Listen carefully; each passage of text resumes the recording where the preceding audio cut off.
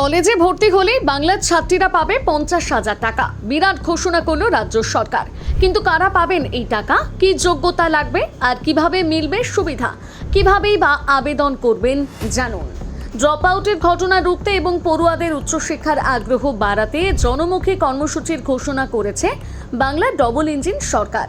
College পড়ুয়া মেয়েদের জন্য 50,000 টাকার এককালীন সহায়তার ঘোষণা করলেন মুখ্যমন্ত্রী শুভেন্দু অধিকারী। সরকারি বা সরকারি সাহায্যপ্রাপ্ত কলেজে পড়ুয়া অবিবাহিত ছাত্রীদের দেওয়া হবে এই আর্থিক সহায়তা। তবে শুধু তাই নয়, সরকারি ও সরকার পোষিত কলেজে যে ছাত্রছাত্রীরা প্রতিযোগিতামূলক পরীক্ষার প্রস্তুতি নিচ্ছেন তাদেরও এককালীন 30,000 টাকা করে আর্থিক সহায়তা দেওয়া হবে। এখন প্রশ্ন, কারা পাবেন এই 50,000 টাকা? সরকারি তথ্য অনুযায়ী সম্ভাব্য যোগ্যতা: ছাত্রীকে অবশ্যই অবিবাহিত হতে হবে, সরকারি বা সরকারি সাহায্যপ্রাপ্ত কলেজে পড়তে হবে, স্নাতক বা স্নাতকোত্তর স্তরের ছাত্রী হতে হবে। এবারে বলি সবচেয়ে গুরুত্বপূর্ণ বিষয় হলো এখনো পর্যন্ত কোনো আয়ের সীমা বা অতিরিক্ত শর্তের কথা স্পষ্ট করে জানানো হয়নি।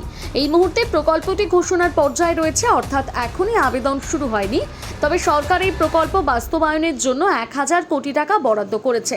সরকার খুব শীঘ্রই একটি অফিসিয়াল পোর্টালে আবেদনের নিয়ম এবং প্রয়োজনীয় ডকুমেন্টের তালিকা প্রকাশ করবে বলে আশা করা হচ্ছে।